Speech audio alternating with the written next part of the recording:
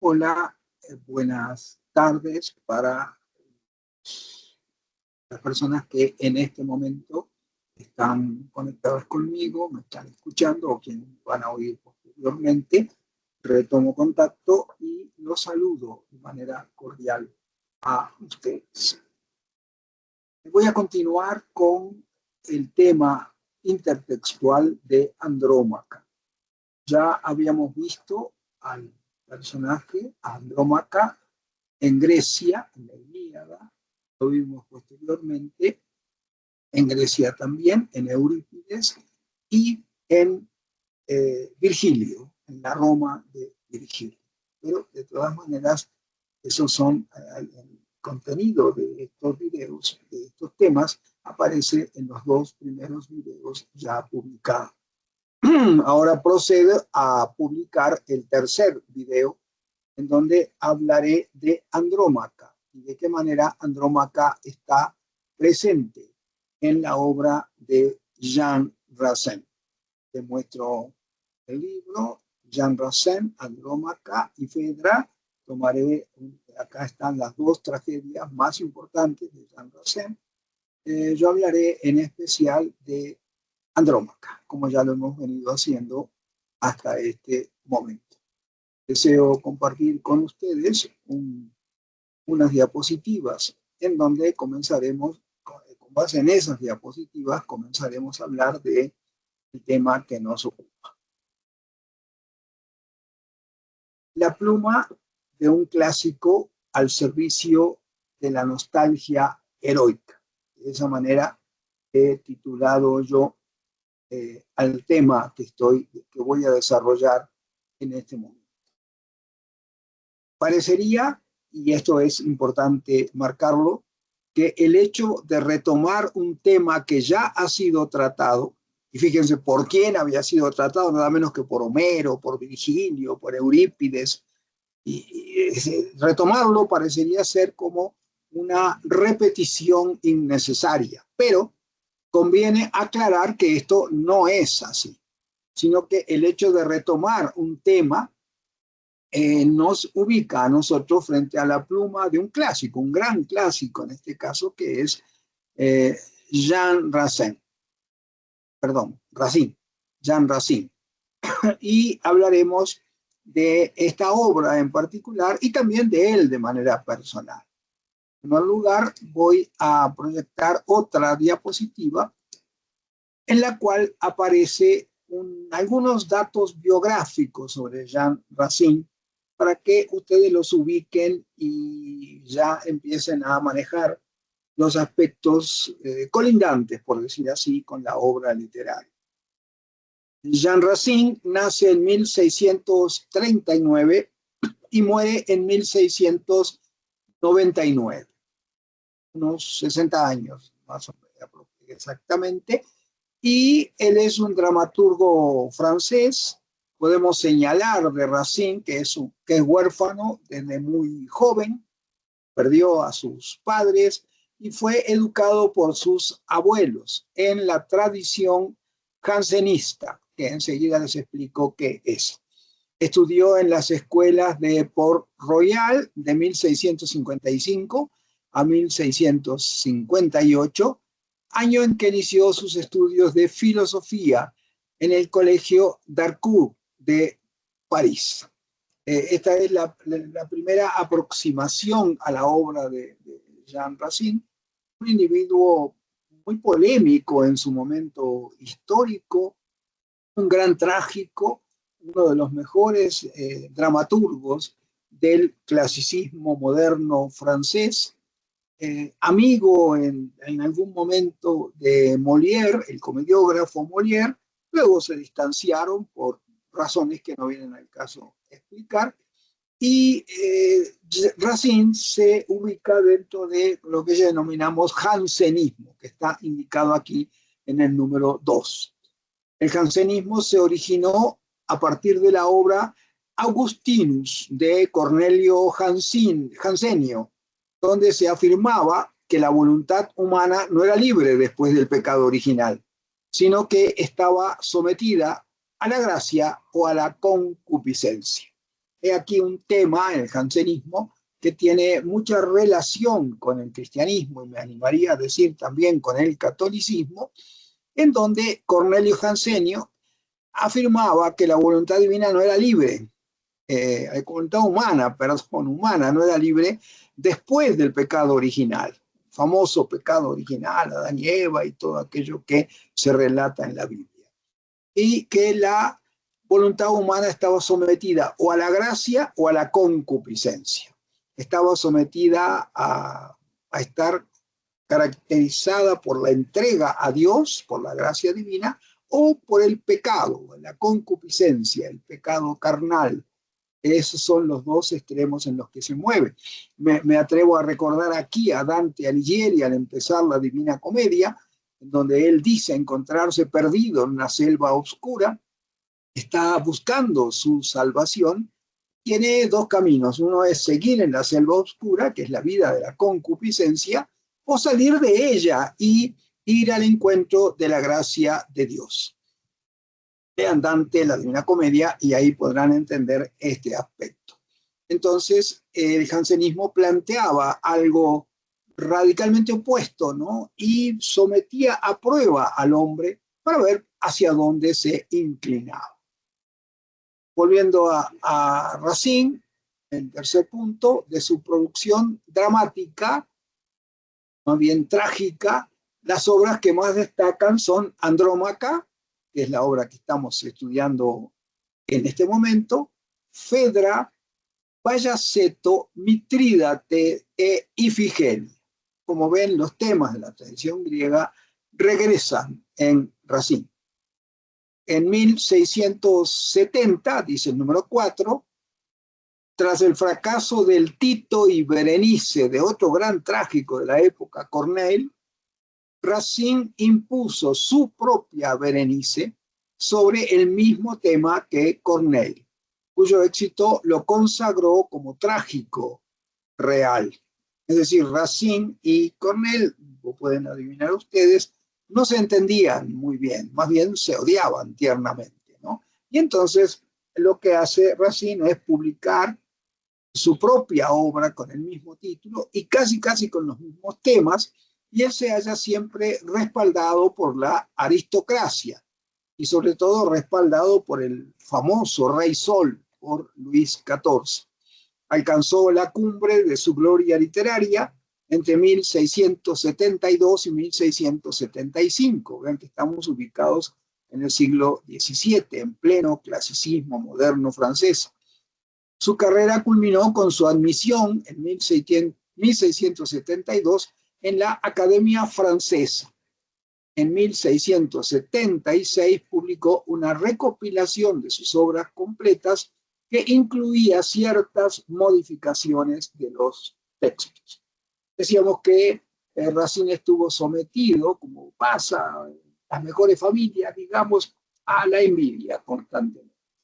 Y él a su vez tenía su propio carácter, se defendía como podía, pero que lo mostraban como un hombre dedicado a la creación. Él, quiero aclarar, ¿no? Él escribe las tragedias más representativas, son las que hemos mencionado. A mí yo destaco de manera especial Andrómaca, Fedra e Ifigenia por el tema planteado y por la capacidad de desarrollo de estos dos temas, pero aclaro que también en determinado momento el Rey Sol le pide a Racine que continúe trabajando en las memorias de su reinado.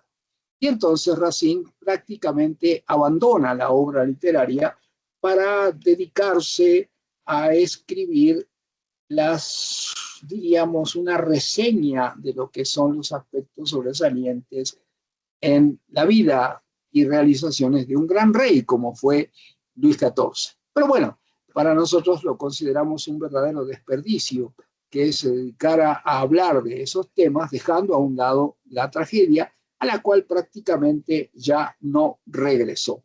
Ese sería un aspecto a considerar que a mí me parece muy importante.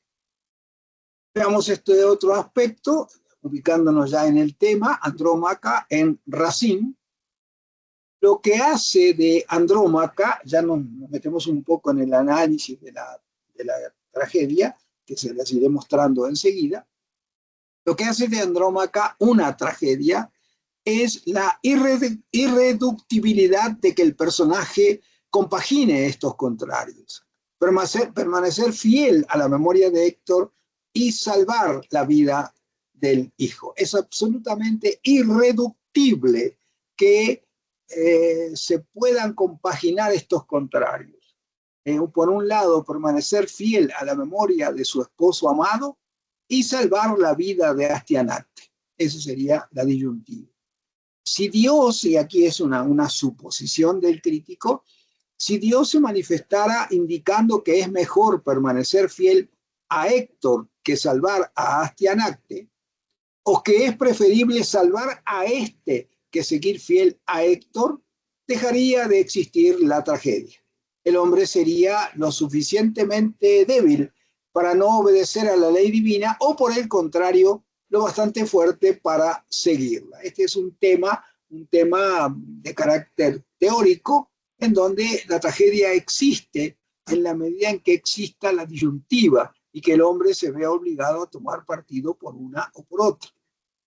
Veamos a continuación este otro aspecto.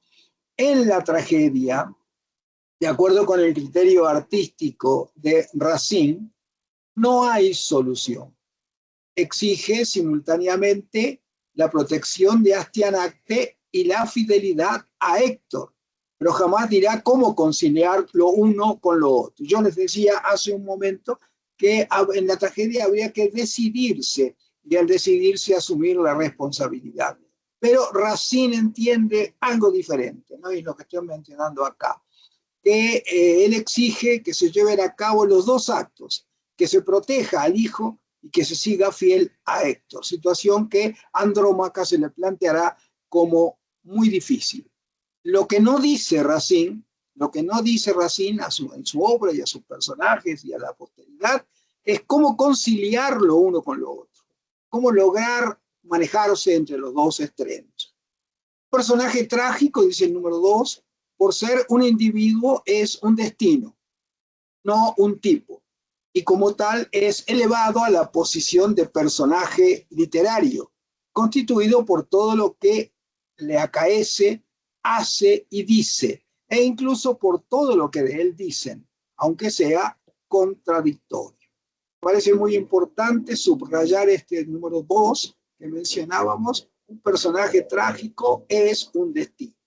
Vaya la metáfora, ¿no? Pero sí es muy importante entender que el personaje trágico es un destino y no es un tipo literario. Y como destino es elevado a la posición de personaje literario, no de tipo, sino de personaje literario, y que está integrado, qué curioso esto, véanlo, ¿no? Por todo lo que le acaece, hace y dice. Esto lo hace a él responsable en todo momento, al personaje literario, e incluso por todo lo que de él dicen, aunque sea contradictorio. Es importante saber que el hombre está sometido a la opinión de los demás, lo sabemos hoy muy de sobra, la opinión de los demás que dicen de él lo que creen que es cierto.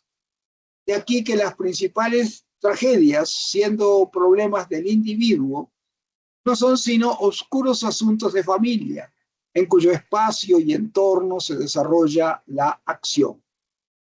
Me permito citar unas tragedias: Hamlet, Otelo, Ifigenia, Andrómaca, Fedra, son algunos ejemplos altamente representativos. Estas tragedias plantean precisamente problemas del individuo, sí, pero en el contexto de oscuros asuntos de familia. Hamlet, el príncipe Hamlet, enfrentado al hecho de su padre que ha sido asesinado y que se le manifiesta solamente a él, y de él se hace responsable. Papá y Hamlet son los importantes acá. Otelo y toda la terrible problemática de los celos que enfrenta hacia su esposa Desdémona y que termina en una horrenda tragedia. Ifigenia, la jovencita sacrificada por Agamenón para obtener vientos favorables en su viaje a Troya. Andrómaca, estamos hablando de ella. Y Fedra, la mujer enamorada de Hipólito, su hijastro. Esos son asuntos familiares que se yerguen o se elevan a la condición de temas de familia, que es lo que decíamos, es decir, estamos hablando de verdaderas sagas, es decir, la saga es el desarrollo de un personaje en el marco familiar. Continuamos. El cortesano del siglo XVII vio con agrado la representación de Andrómaca, obra en la que el amor triunfa de manera absoluta. Esto lo digo y desde el momento en que lo digo empiezo a dudar y lo voy a aclarar. El cortesano del siglo XVII, es decir, el espectador de esa época, vio con agrado el tema del amor y la forma en que estaba ofrecido. Y Andrómaca involucrada con él. Observen ustedes algo que a mí me parece siempre muy curioso e interesantísimo. Orestes ama a Hermione. Quiero aclarar que, creo que ya lo hemos dicho, Orestes es el hijo de Agamenón, Hermione es la hija de Helena de Troya, y ella, Orestes, la ama tiernamente a Hermione. Siente una pasión incontrolable por ella. Hermione ama a Pirro, ya lo conocen, el hijo de Aquiles, y Pirro ama a Andrómaca, y Andrómaca ama al recuerdo de su marido Héctor, de cuyo amor Astianacte es el fruto. Vean la sucesión del tema amor. Está dado acá, amor realizado, no, amor controvertido en todos los aspectos. ¿Por qué? Porque Orestes ama a Hermione, pero Hermione no lo quiere, porque Hermione quiere a Pirro y Pirro no la quiere, porque Pirro quiere a Andrómaca y Andrómaca no lo... Es decir, fíjense qué verdadero caos está esto, en cuanto a que Andrómaca sigue aferrada al recuerdo de su marido Héctor, y Astianacte, el pequeño Astianacte del cual se habla acá, una víctima igual que lo fue Ifigenia en su momento, es el fruto. Pero estos amores, insistimos, no son correspondidos. Hermione no ama a Orestes, Pirro desprecia a Hermione, Andrómaca no desea casarse con Pirro, Héctor desde su tumba configura el recuerdo triste y siempre cercano que la viuda tiene por él. Es muy importante acá tener en cuenta, volver a señalar, y esta es la visión que tiene Racine de Andrómaca, que Andrómaca sigue fiel a la memoria de Héctor. Como mujer alguna no lo hace con tanta facilidad, ¿no?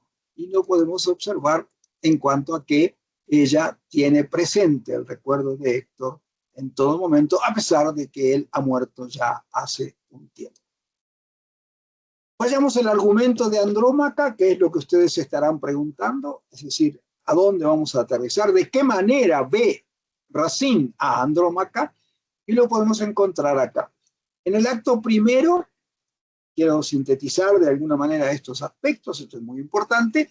En el acto primero aparece Orestes, acompañado por su amigo Pílades, y Orestes, el hijo de Agamenón, ha venido por Hermione, la hija de Helena de Troya, a quien ama intensamente mientras ella lo desprecia. Ya lo habíamos dicho, Orestes ha venido a la tierra de Pirro, a el Epiro, para llevarse a Hermione, pero Hermione está comprometida con Pirro.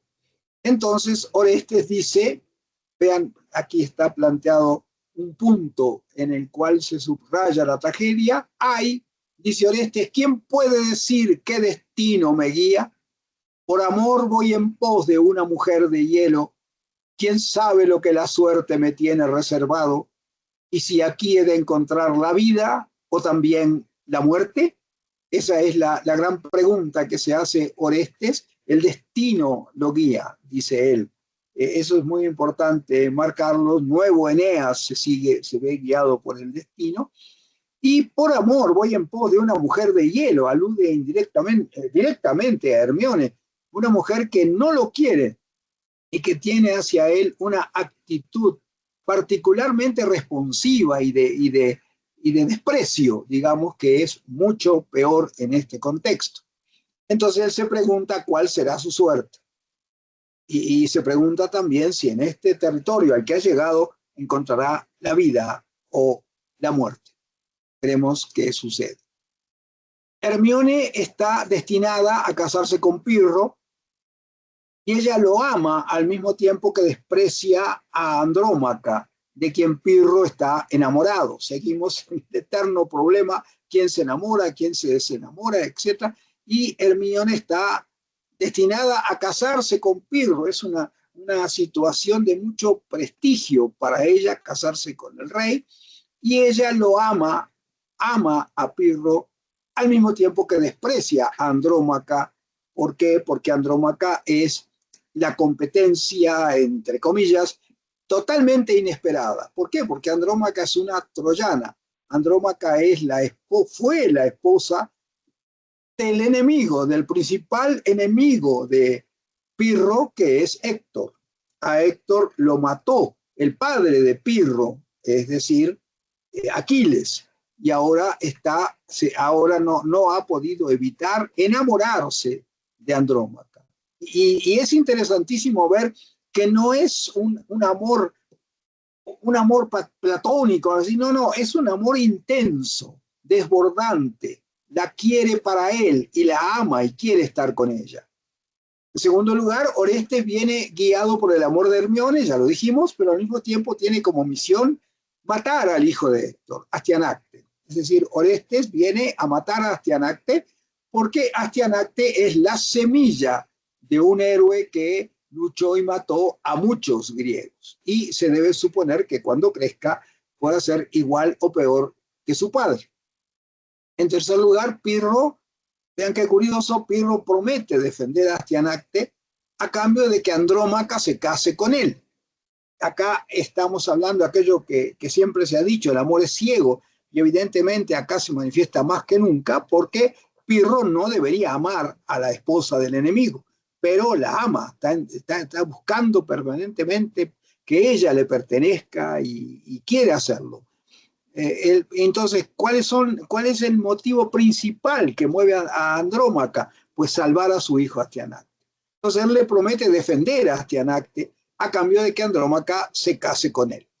Finalmente, la troyana terminará accediendo a esta boda para salvar a su hijo. Esto es en una primera instancia, luego veremos cómo siguen dándose los hechos. Pero inicialmente Andrómaca accede a esta boda para salvar a su hijo. Sigamos. En el acto, estábamos hablando en el acto primero, este es el acto segundo. En el acto segundo se puede observar que quien desdeñó a Orestes ahora es repudiada por aquel a quien ama, Pirro. Es decir, acá se observa cómo Hermione desdeñó a Orestes y Pirro no la quiere. Y lo que es peor aún, le pasa por su cara la imagen de Andrómaca, su amante, o por lo menos quiere que sea su amante. Y hay acá, y Hermione está llena de odio hacia Andrómaca, como habíamos dicho, un odio intensísimo. Quienes hayan vivido los problemas del amor lo pueden entender. Entonces hay un discurso de Hermione, un fragmento de un discurso de Hermione dirigido a Orestes. Yo incluyo acá fragmentos de la obra literaria que estoy comentando porque me parecen mucho más representativos y claros. Dice Hermione hablándole a Orestes, el amante desdichado: sabes, le dice, que a estos lugares el deber me condujo. Es evidente, ella está destinada a casarse con Pirro y entonces esa es su obligación, su deber, aunque lo asume con bastante alegría. El deber me retiene y no puedo marchar si Pirro o mi padre no me hacen partir. Aquí queda claro, no me puedo ir, el deber me retiene, lo cual faltó decir, el deber me retiene y el amor también. Y entonces para ella es de nuevo un conflicto. Y veamos cómo los personajes viven también su propia tragedia, como en este caso. Y bueno, y no me puedo marchar si Pirro o mi padre no me hacen partir. Es decir, si no me corren, Pirro, quien es mi pretendiente o a quien se me ha designado como esposo, o mi padre. El padre es el El padre, ya sabemos quién es, el padre de Hermíone es Menelao, que no lo hacen partir. De parte de mi padre, ve a comunicarle que enemigo de Grecia no puede ser su yerno. Es decir, no puede haber una relación entre un troyano y un griego, entre una troyana y un griego, ¿no? Oblígalo, dice, a escoger, le sigue hablando Orestes, entre el troyano o yo. Oblígalo a escoger entre Astianacte o yo. Que piense a cuál de los dos guardar o devolver. En fin, que me arroje de aquí o que os lo entregue a Dios si consiente en ello, estoy presta a seguiros. Eso es lo que está diciendo Hermíone, es que lo corra o te lo entregue a Astianacte para que tú lo mates, como era tu misión. Y luego se despide, adiós. Y dice, si consiente en ello, si Pirro acepta estos términos, estoy presta a seguiros. Es decir, Hermíone está decidida a sacrificar su amor por Pirro para entregarse a la pasión que conmueve a Orestes. No lo hará, pero bueno, eso es lo que está buscando la desesperada lucha de una mujer, igual que Andrómaca, en su contexto, por alcanzar algo. A través de Astianacte, ya lo hemos dicho varias veces, Andrómaca ama a Héctor. Pirro decide, en medio de la duda, entregar a Astianacte y casarse con Hermíone. Y este no es un acto de amor, sino de venganza contra Andrómaca. Al ver la terquedad de Andrómaca, que no decide entregársele a él, a Pirro, entonces está planteado el tema de que Pirro decide entregar a Astianacte, pero dudando, no está muy convencido, y casarse con Hermíone, como así lo han dispuesto los estratos aristocráticos. Pero sabemos que este no es un acto de amor, sino que es una venganza contra Andrómaca. Sus planes no se cumplirán porque idolatra en exceso a Andrómaca. Parece muy importante aclarar esto. Pirro idolatra a Andrómaca, no solamente la quiere, sino que la eleva a una categoría superior. Eso es la virtud de una mujer que sabe despertar el amor y también el odio, pero en este caso el amor. Orestes, en el número 4 se dice, ama tanto a Hermíone como Pirro a Andrómaca. Quise establecer esta comparación. Orestes ama con la misma intensidad a Hermíone que Pirro ama a Andrómaca. Y ese es el gran conflicto.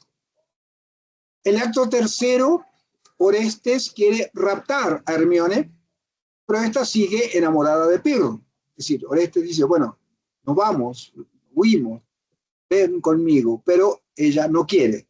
Andrómaca finge amar a Pirro para salvar a su hijo, es el tema, para salvar a Astianacte.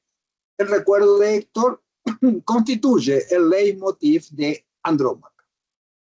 El término leitmotiv, por si no lo hemos aclarado, leitmotiv es un término tomado de un idioma ajeno al español, que quiere decir motivo ley, y el leitmotiv, es decir, lo que la guía en todo momento es, ya lo sabemos, la defensa de Astianacte y el amor por Héctor. En el acto cuarto, el acto termina con las palabras de odio de Hermíone por todas las dolorosas circunstancias que tuvo que pasar. Imagínense a Hermíone, a quien yo, con toda disculpa, le llamaría una niña bien, que ha venido a casarse con el rey y que tiene que enfrentar una situación tan patética como que el rey esté enamorado de la esposa de su enemigo principal.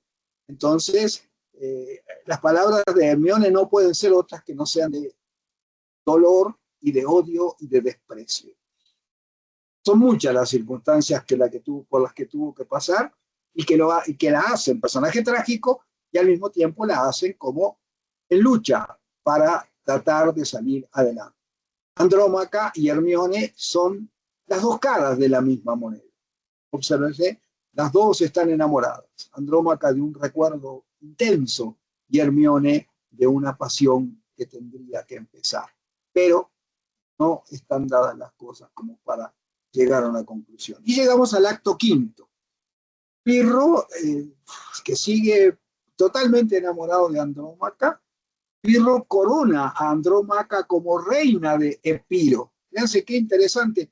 Él decide que Andrómaca sea la reina de Epiro, ya sea para gobernar junto a él o para gobernar ella sola, como va a suceder, porque en el número 2 lo decimos, Pirro muere, y esta es una idea que retoma Racine, asesinado por la turba, que no están de acuerdo con los hechos que se han dado hasta este momento, y menos que su rey esté buscando el amor de una esclava troyana. Entonces es asesinado por la turba, y Orestes, que Hermíone le había dicho, mata a Pirro y yo me voy contigo, Orestes no llega a concretar lo que Hermíone le había pedido. ¿Por qué? Porque la turba, la masa, ya las conocemos, lo matan, y Andrómaca a partir de ese momento, lo decimos en el número 3, gobierna en Epiro mientras Hermíone se suicida ante el cadáver de Pirro. Pirro muere, la única fiel a Pirro parece seguir siendo Hermíone, y ella se suicida ante el cadáver de quien habría de haber sido su marido, pero que los hechos no permitieron que se concretara. Y lo más curioso es que Andrómaca ha de gobernar en Epiro, y luego seguirán los hechos que todos ya conocemos, el casamiento de Andrómaca, no ya con Pirro, que está muerto, sino con Heleno, su cuñado y hermano de Héctor, que será y con quien gobernará. Esto lo vimos nosotros en Virgilio, fundamentalmente, cuando en la Eneida de Virgilio aparece Heleno y aparece Andrómaca también. Creo que estos aspectos ya nos han permitido llegar a conclusiones importantes. Jean Racine es un hombre que sabe manejar los contextos literarios. La pluma de él está al servicio de la denuncia de un gran tema, o de dos grandes temas, o de tres. Yo creo que son el amor, el odio y la envidia. Esa es la pluma de un clásico al servicio de la nostalgia heroica, decíamos nosotros. ¿Por qué? Porque el griego vive de esa nostalgia heroica que ellos denominan arete y que nosotros llamamos honor, digo nosotros en habla española, y que marcan estas circunstancias que hemos mencionado hasta este momento. Llegamos al fin del estudio de Jean Racine. Lo digo con gran alegría porque hemos podido ofrecerles a ustedes un panorama totalizador y global, y que concluye este panorama con el tercer video que voy a publicar hoy mismo para que adquieran relación total: Andrómaca en Grecia, Andrómaca en Roma y Andrómaca en la Francia de Racine. Por el momento eso es todo. Les envío un cordial y afectuoso saludo. Buenas tardes.